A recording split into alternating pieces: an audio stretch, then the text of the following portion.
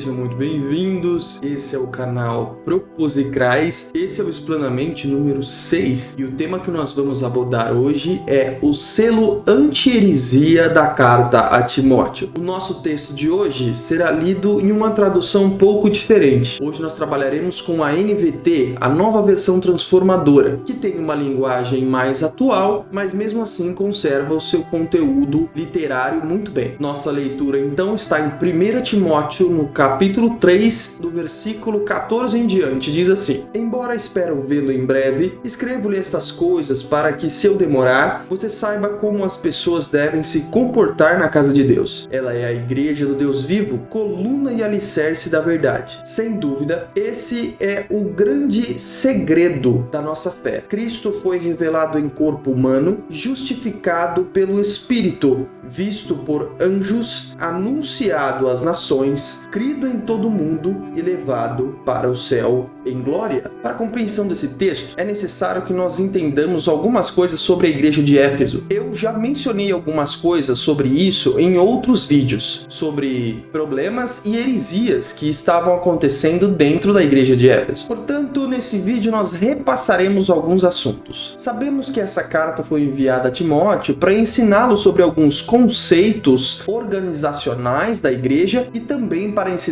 sobre falsos ensinos e falsos mestres presentes ali na igreja de Éfeso. Um dos grandes problemas daquela igreja era o protognosticismo, que na realidade é uma forma primitiva do gnosticismo que viria a causar tantos problemas para a igreja naquele início. O protognosticismo, por sua vez, tinha alguns conceitos e doutrinas bastante erradas com relação a Cristo. Um dos problemas com o protognosticismo neste período na igreja de Éfeso era que eles negavam que Cristo tinha vindo em carne. A ideia do protognosticismo era muito influenciada pela ideia dos filósofos da época, visto que a cultura grega toda era influenciada por eles. Então o que ocorria naquele lugar era que os protognósticos pregavam que o mundo das ideias era superior ao mundo físico. Para entendermos isso, temos que entender que tudo que é físico, e isso era o que eles pregavam, possui uma forma perfeita no mundo das ideias. Ou seja, esse microfone pelo qual eu estou falando, ele é imperfeito, pois ele é físico. Mas no mundo das ideias existe uma forma perfeita desse microfone. Pensando dessa maneira, negavam que Cristo poderia ter vindo em carne. A ideia deles é como se Cristo fosse uma espécie de holograma, algo do tipo. O protognosticismo e o gnosticismo também apresentavam vários outros ensinos com problemas, como por exemplo os íons, que eram seres intermediários entre a divindade de Deus e os seres humanos. No contexto da nossa leitura, então, entendemos que Timóteo, após passar ali algumas diretrizes organizacionais da igreja, fala sobre uma coluna. Logo em seguida, ele adverte sobre falsos ensinos e falsos mestres. E percebemos no texto que a primeira coisa que Paulo fala é: Cristo